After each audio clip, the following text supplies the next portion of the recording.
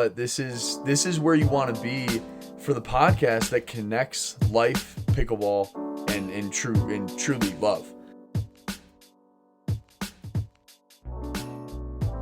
What's up, Pickleball Nation? This is Tanner Vann and Elizabeth Roy coming back to you with the Play Hard Pickleball Podcast, Episode 2. It is Saturday. I mean, it's a fun day to shoot a podcast. It is. But, I mean, how was the week? We had a lot of days before this. Yes, we did. The week was good. Personally, I had to travel to a couple of our locations, and so I was on the road a little bit, yeah. A little highway driving? Yeah, the biggest disappointment is that I have to change out of my pajamas to go to work, so that's a huge check mark on my day. So, yeah, besides that, just got out to play a little bit, drilled a little bit. We were rained out from that Springs Classic tournament. Oh yeah, I forgot about that. I was supposed to go, and then some life hopped in the way. But what have you been doing? A lot of the same. Doing a lot of lessons this week. Couple rainouts, not too bad, but got some sessions in with a couple different people, which has been really nice. Just getting a different look, on the court. Trying to be social a little bit, trying to get out a little more with some different groups of people. It's going. I'm not going to say well, I'm not going to say bad, but it's just going currently. Social, like on the pickleball court, or like? No, I'm talking like watching the Nuggets game at a bar kind of thing. Oh, like real life stuff. Yeah, I'm trying. It's not easy. Proud of you. But it's there. Yeah. I don't do that. Thank you. I try. Yeah. But it's just kind of funny because I was doing a lot of drilling this week, and you said you were drilling too, right? Yes. Yeah. I have been really grinding and been working on the hands, been working on transition zone. Transition zone's kind of tough though. It is. It's like my favorite thing to drill though, and has been for a long time. So I pride myself on being pretty competent there, and actually just earlier today, I was playing and pretty impressed with myself because I was like getting balls that I never used to get and like resetting them, and actually, they're not attackable. Oh, there you go. Yeah, like resets in the transition. Seeing a little bit of improvement in the drill sessions? I love it. Yeah, I've had some growth recently, and it's just always a great feeling to see that, like, that time that you put in. I work so hard and really try to just better myself all the time. It's just a great feeling when it finally pays off. I love that. And I mean, I'm always up for hearing good drills, success, improvement. But the one word I kind of want to focus on from that statement is literal growth. I mean, growth for you coming through the actual court. I mean, when you're able to use that terminology, growth, does it mean something specific to you? It's just like what I explained pretty much. Just, we all hit stagnancy and have to try to fight to get out of it a little bit. So you put the work in. When you put the work in and you see the results and you can actually feel them on the pickleball court, I mean, that's how I define it, really. Just striving to be the best that I can. Yeah, with the success on the court. Yeah, for sure. No, that's so good too, because I mean, growth means something a little different to everybody. True. And I mean that's the hardest thing to accomplish, to achieve, is literal growth. And the fact that you're doing it in your game, the fact that you're able to go out to midcourt and start hitting a bunch of resets that you've never been able to hit, that is literally your definition of growth achieved. Yeah, absolutely. It's I'm just always trying to press on, whether it be my personal life or my pickleball life, and just gotta get after it. Yeah. I mean, the play hard piece comes big into play here, because when you play hard on the court, you play hard in your life. And I mean, that right there translates to so much that we do. So, you had success on the court this week. You had growth and improvement on the court this week. Did you see it all, with that success? Did it change your mood going into the week itself, or anything at work, or anything in your personal life? Did you see any growth in the connection between the two? That's a great question. And, the growth on the court definitely boosted my confidence. And I'm feeling pretty good right now. Just being able to go out there and really handle myself, that definitely boosts my mood in my personal life. And, I really do face obstacles just like everybody else in our personal lives. And I've had some work related challenges lately that I've had to kind of push through too. Yeah, that's no fun too. I mean, it's play hard, have fun, be the best you can be. I know you threw that one out there earlier. And I mean, if you're not in that good headspace, if you're not in that healthy headspace, then how can you do that on the court? How can you do that in your life? I mean, there's no way to do it. True. Yeah, absolutely. It's like one thing leads into another. And if you're having a bad day in your personal life or at work, I mean, I guess if I'm having a bad day at work or whatever, if I have like a long week, the one thing I really do is just want to go out and play pickleball. It's kind of my decompressing, but maybe there's a bit of something with being able to tangibly see the growth that I'm doing. Like, personal life is a lot more fuzzy when it comes to that kind of stuff. It's the difference between black and white and gray. Yeah, totally. I'm definitely more gray in my personal life. It's just nice to have something that I dedicate a lot of time to that I can really see the results. Yeah. Well, do you see a lot more results when you drill or when you play? Pickleball specifically. I mean, definitely drill. It depends on Sorry, I asked you a loaded question. Yeah. It kind of depends, really, in a way. There was a time where I questioned if I was drilling too much, actually, because when I'd go to a game, I felt like that, when you're drilling, you're getting cooperative balls, you're getting specific balls, but then, nobody just drops it over the net and you have to race to the net to get the ball. Like, that doesn't happen in a drill session. So shouldn't happen in a drill session. No, yes. There's some variables there that there was a time where I'm like, shoot, I need to play actually more and more variety. Right. Yeah. Do you ever have out of control drill sessions where, you the day before you might have drilled and you had a really successful one, and then today you drilled again and you had the worst session of your life? Has that ever happened? It definitely has. Well, I mean, how do you combat that mentally and get back into the swing of things? Yeah. It's tough. I mean, whenever I have a bad day on the court, whether I'm drilling or playing, I just, ready to get back out there and do it again. So you mentioned tournaments. Like, if I go and I lose at a tournament, I mean, I want to get back to drill immediately. Even after the tournament. Even after a loss? Yes. The first thing I want to do. It is a little bit. Like, I'm just going to go load up with some food and then hit the courts again. And it's good for you. I mean, that's constant look. You're searching for improvement. For sure. I mean, good. I do that when I win a tournament too, actually. And back to Twisted. Yeah. Wow, that's unreal. That, I mean, you think about it in both senses. You win and you're like, I want to drill. You lose and I want to drill.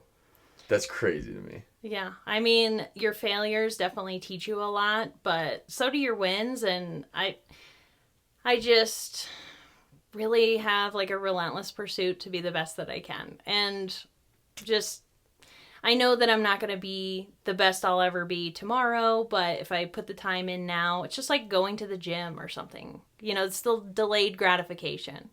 Like, I want to see. But you have to put the time in now to see the results later. For sure. My tomorrow self. That's a little quip that I make a lot is... Your tomorrow self? Yeah, my tomorrow self. Can I self. borrow that? You totally can. I really like it. You totally That's can. good. That's good. Yeah, my tomorrow self will be happy with me, or my tomorrow self will not like this. Okay, I've thought of that in a little different sense before when I've walked in, after driving home from something and I've thrown my keys. I've thought about that and I've gone, my tomorrow self is not going to appreciate having to look for those tomorrow morning. Yes. So instead, get up, grab them, put them in the dish, and all of a sudden you're like, you wake up the next day. I'm glad I did that because I know where my keys are. My yesterday self thought of me. Exactly. Yeah. Oh, yeah. No, that's really good, actually. That's a pretty healthy mindset. Is it? That's great to hear. It is. Thank you for the validation. You have a couple things that's weird: winning a tournament, losing a tournament, wanting to drill both ways. Just enjoy the success. Sometimes go out to eat. Good grief, go eat a cupcake. Literally anything else, but go drill. Well, honestly, it kind of stems from some past experiences, and I think this is the dedication to wanting to go drill immediately after success or failure comes from a past experience? Yeah, I'd say really being the best that I can be and being intentional, making good use of my time and just never giving up and not really taking a day off. Training before for a different sport, training for multiple things. I've run a couple marathons and they're horrible. I mean, I mentally have crumbled in training sessions before. Yeah. I know that I've woken up, looked at my watch, said, it is 3:30 in the morning. I work at 7. I'm not about to go run 18 miles. And then you know what? I think about tomorrow, Tanner. I'm like, you need to get up and go run that. So, I mean, if I can rein it back in to being intentional with your time, there are 24 hours in a day. So when I have to get up and really think about that kind of thing and push myself through the stuff I really don't want to do, it's always, helped quite a bit where I've said, I'm really glad I did that. Yeah. And there are times that I sit there and I'm like, I really wish I had not wasted every second of every day with that stupid thing. Right. I mean, for me, I used to play pool competitively. And I played it for a really long time, almost a decade. But pool as in billiards, you got the stick and all the clacky balls. Exactly, yep. And I really reflected on that time spent and regretted it. I squandered my time so much with pool. I really could have been very good if I had put the time in and been intentional, but instead I just would go. It's basically the same as playing a rec game. I just go out with my friends, play, and certainly try to win, but I wasn't really putting intentional time in on the pool table. And it's just like with pickleball. If you really want to take your game to another level, you have to, Patrick always says, you have to quit playing pool to be good at pool. To get good at pool, which means you can't play games. You just have to actually put the time in on the felt. But on the felt. Yeah. I'm so used to hearing on the court, on the turf, on the grass, on the concrete. I almost said the court, but then I was like, on the felt. That's so good. Yeah. But that time wasted in pool made me definitely change my mindset. And when I found pickleball, I was like, I am not doing that with pickleball. I want to be good at this, and I'm going to dedicate my time and be intentional and really try to be the best that I can. And it have you followed through so far? I think I have. I strive to just be the best that I can for the amount of time that I put into it, if that makes any sense. It does. Okay. So how many years did you play pool? 8 to 10. I don't really know. Okay. And you feel like you should have been a lot better? Oh, yeah. When people would ask me how long I played, because I still am decent, but people will say, oh, how long have you played? And I was always embarrassed, You wanted to say 2 to 3 years, Yeah. and then you had to come back with 8 to 10 and thinking you should have been better. Totally. That's I should have been crushing it, but... So, I just If you ask yourself that same question, though, how long have you played pickleball? 2 years, no, almost 2 years. Do you feel good about where you're at? I do. Well, there you go. That's the biggest difference. Yeah. That is such a mindset shift. That's a frame of mind that is so different from what it was with pool that I think you should be proud of yourself for pickleball. I am. And I just, honestly, like, as I've grown up and aged, I've shifted a lot in that, personally and in situations like pool or pickleball. And I mean, this relates to life for sure. Yeah. It's the same thing. thing. Yeah, it does. I mean, the uncomfortable piece about life is it's very unforgiving. That's true. Well, pickleball, the stakes are higher. You have the next day. Yeah. So one thing I always kind of like to think about is, tomorrow's never guaranteed. And when I think about tomorrow's never guaranteed in the life sense, it makes me think very large spectrum, very broad spectrum, where I'm like, you're right. I theoretically could wake up tomorrow or not. Mm-hmm. That makes you think differently.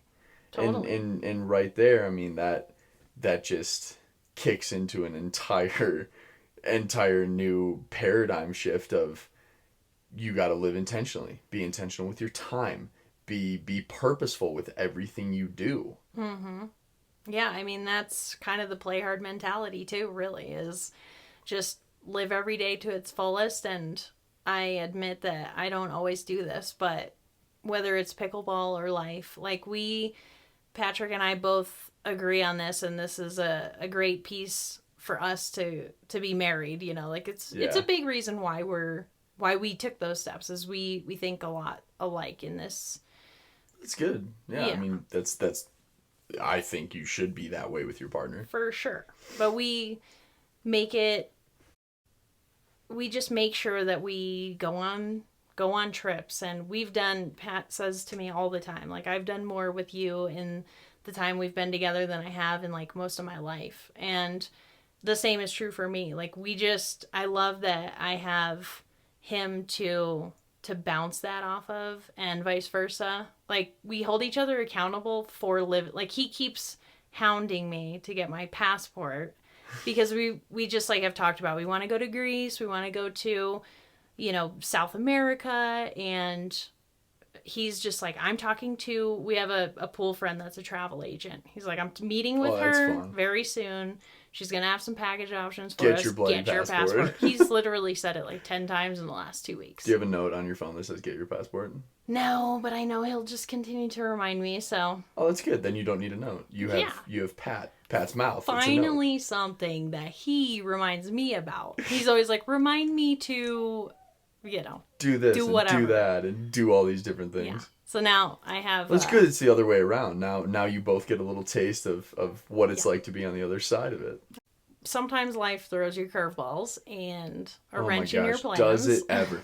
Literally the biggest bloody wrenches. Just right in the middle of your day. Yeah. You think you're going to go to Greece, and then you have some emergency in your life, and you're just like, well, I guess I got to spend whatever amount of money on this instead of what I really want to do. So I feel like have to face that adversity. I feel personally attacked right now, and I'm not gonna lie.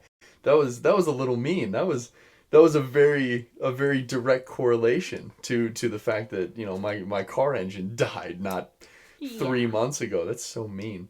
Well, we know. I mean, facing adversity, you definitely had to do that in your personal life. My gosh, I don't know how many mornings I woke up and just wanted to put my fist through the wall. But 3 months ago when I had, my timing belt chain and all the tensioners and everything snap in my car, well, that's a huge engine repair. And my mechanics were great about it.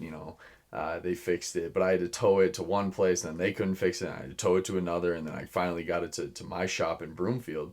So I had astronomical tow bills. I didn't even have a car. Then all of a sudden they have it for almost 2 weeks, and they're taking it apart and taking a look at it and stuff. And I'm like, hey, fellas, please make sure everything is on the up and up. And they come back to me with a bunch of parts that are busted. And I'm like, look, I need a car. I don't have a car right now. I got to get to work. I got stuff to do. I mean, literally, when I had promised an airport run to a friend a week out from my car busted on a Friday night, I had promised to take him to the airport on the next Thursday night. Well, he's already got his flight and everything. He's got to change his plans because now I don't have a car. So you talk about a wrench, you talk about adversity. Oh, I've been through it. So I may have heard a rumor that you had to rent a Home Depot truck to get to a lesson. You know what? I was almost about to say not my finest hour. Hey, but you showed up. I had a lesson scheduled. I actually had a couple lessons scheduled. And I was not able to borrow a car from friends. And those friends, you know who you are. Thank you so much for letting me borrow your cars. But right there, yeah, didn't have a car, had no way to get there. My folks couldn't help me. A couple other people couldn't help me. So I sat there and I said, those courts are 9 miles away. How in the world am I going to get there? Riding a bike is too far. I got all my coaching equipment I got to take with me. Yeah. I mean, literally just the worst circumstance you could ever think about. So I thought about it, started Googling options, called my brother. Thanks, big guy. And he goes, dude, rent a Home Depot truck for $25 a day. Boom. If you have the truck, who says you have to go throw dirt in the back or mulch in the back? Right. I said, that's a fair point. Yeah. Straight up, went to Home Depot, rented a truck, drove it to the lessons, and people didn't really say a whole lot about it, but they saw it in the parking lot, and I'm sure they wondered, who's got the Home Depot truck? Well, fun fact, it was me. And yeah, in case you were wondering. just in case. Yeah, the guy that's teaching you pickleball drove here in a rented Home Depot truck. And he wasn't moving. Exactly. Yeah. I mean, it's an obstacle. I overcame. Saw the entire thing and just said, I have no options. Figure it out. Mm-hmm. Yeah, that's great. I mean, that's definitely a great way to handle adversity you were faced with. Yeah, I mean, on that front, adversity is such a key word because it happens in life. That's a big one. I mean, we talked about throwing a wrench into plans and that kind of thing. Huge wrench, huge adversity piece where life looked at me in the eyes and said, F you. And I looked back and said, I will find a way. And you know what? I did. And that's a big improvement from what I used to do, because I used to just go internal, mentally break down and sit there and just say, woe is me. There's nothing I can do to get to that lesson. But instead, you know what? I learned how to ask for help. That was a big piece. I mean, those friends that I asked hey, can I borrow your car? They were very confused at first because they said, he's literally never asked me for anything. Right. When now he needs a car, like this has got to be big. This has got to be huge. Asking for help is a pretty big deal. Yeah. It's huge. So I mean, I saw personal growth in me in that time frame, but that is in my personal life, and the biggest crusher to me was actually one of the hardest things is, as you know, I teach pickleball. Well, when the car breaks down, you need to be able to overcome, adapt, improvise, and come back to that overcome piece and say, I can do this. Well, I did it. I think one of the worst pieces was in that transitional phase where I didn't have a car, I was borrowing, I was renting, my life was just in shambles and just constantly on fire, and the fire department could not put it out. I had one of the worst lessons I've ever had. And I'm not... Like a pickleball lesson? Yeah, like a pickleball lesson. Okay. And it's not the client's fault. It's not my fault.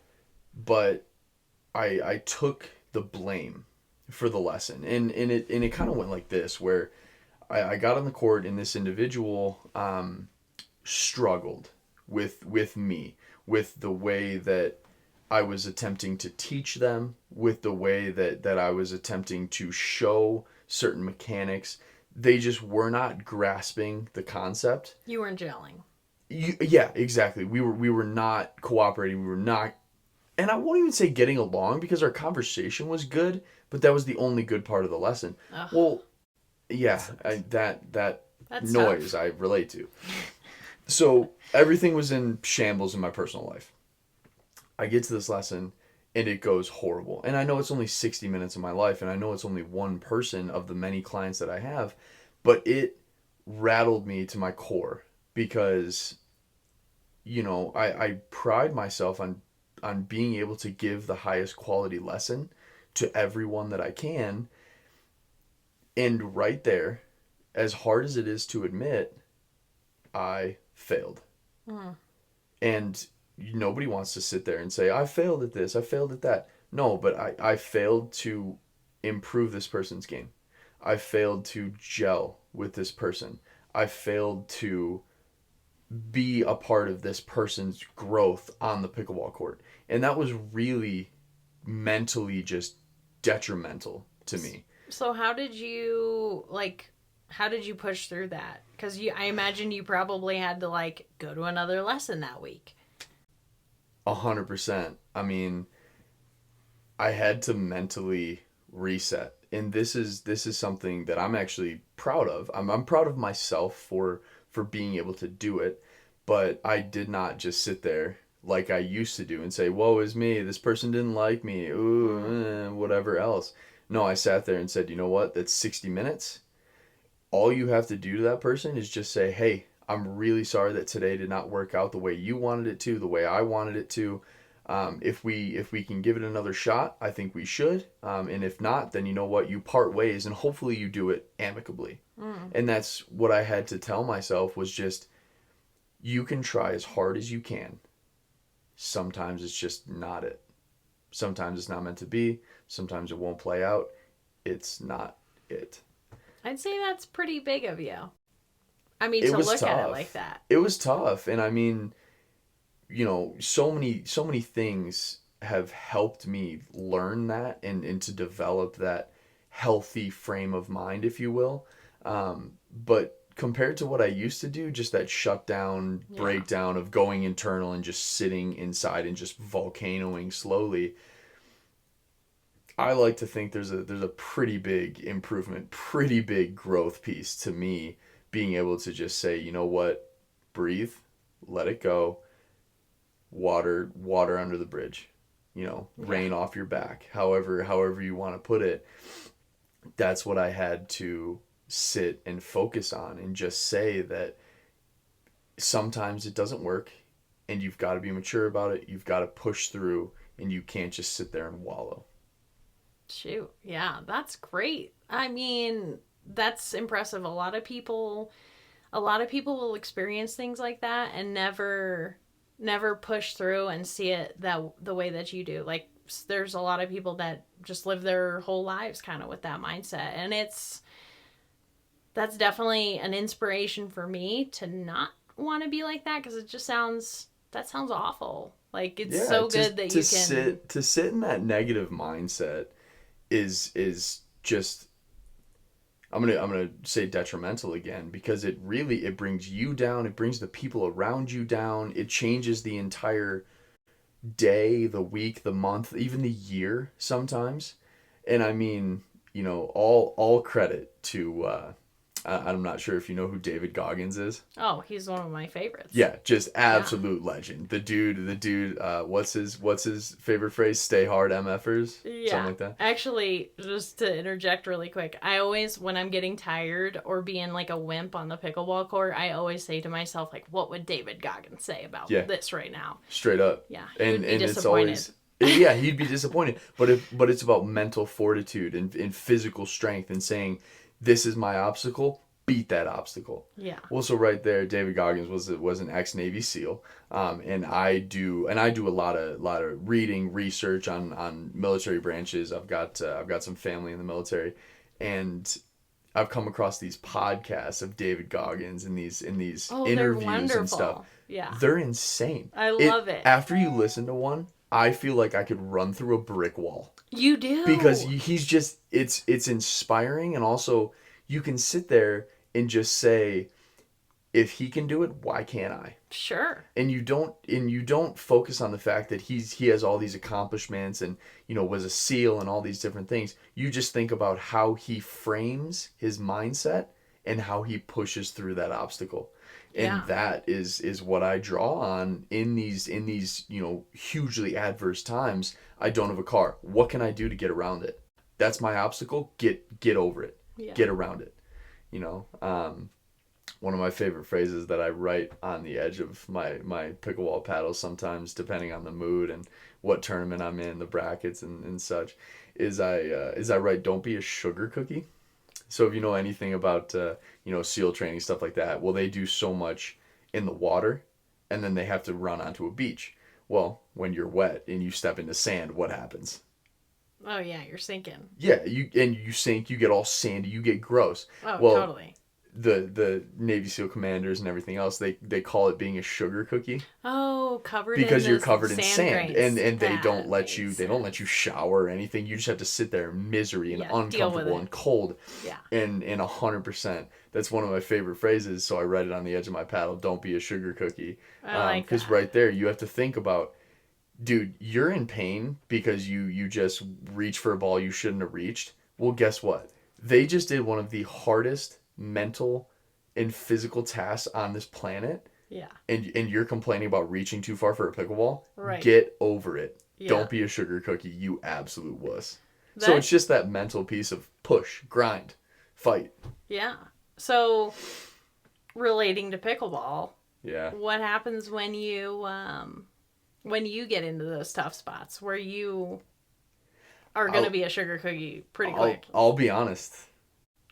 Sometimes I do, sometimes I don't. Sometimes I crumble. Sometimes I stay strong as the Leaning Tower of Pisa, where that thing should not be standing, and it is. Right. Well, so right there.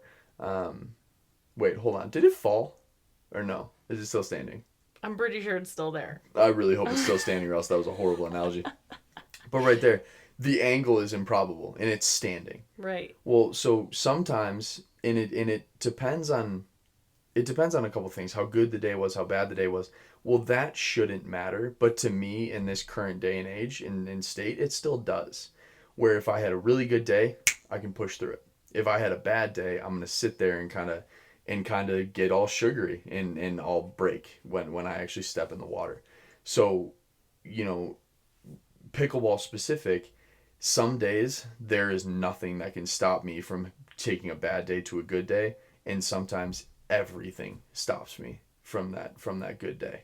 And some of it is just mental weakness, but that's why I think about these things. That's why I listen to these podcasts. That's why I focus so hard on different mental pieces in different times. I just have yet to string it all together in those tough moments, because once again, the darkest moments is when you should shine the most, but you can't always do that. Because sometimes you just don't come out the other side of the tunnel. Sometimes you just stay in the tunnel. And you know what? Until you get out into the light, you don't actually see that change. There's always going to be growth to be done. And I really believe that, like, the day that you stop growing or don't have any more growth to do is the day you die. Like, maybe it's not a literal death, but it's a progressive death.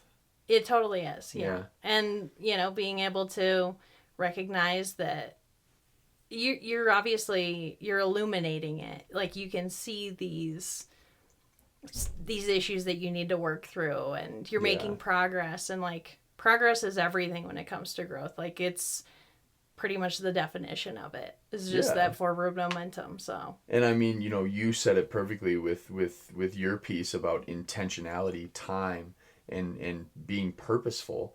Is you said you've squandered time. You wasted time with what? Pool. Mm-hmm. Your goal is to not waste time with what? Pickleball. So, you saw the change, or you saw the downfall. You picked the change. You instituted the change. So, I mean, that right there, that speaks to mental fortitude in itself. And to be honest, as we sit here and we discuss this kind of thing, I wonder about other people. Yeah, everybody has a different, like you said in the beginning, different relationship with growth and different definition of it. But yeah, it's not going to mean the same thing that how my dad thinks about growth is not going to be the same as mine. Right. And I mean, everybody has their personal plights and plateaus and stagnancies. Like, I'm curious, really, we'd love to hear in the comments, how do you define growth and how do you push through it? You yourselves, because we can sit up here and talk about, you know, the troubles that we've had with our personal lives and our pickleball lives. Well, you might have a car that works. So how is yours a little different? How does it relate to pickleball? Because it's not going to be the same as mine. That's a great question. We'd love to hear in the comments too. The kicker that I want to leave everybody with from the Play Hard Pickleball Podcast, episode 2, is just one question. Hit me with it. How do you overcome adversity?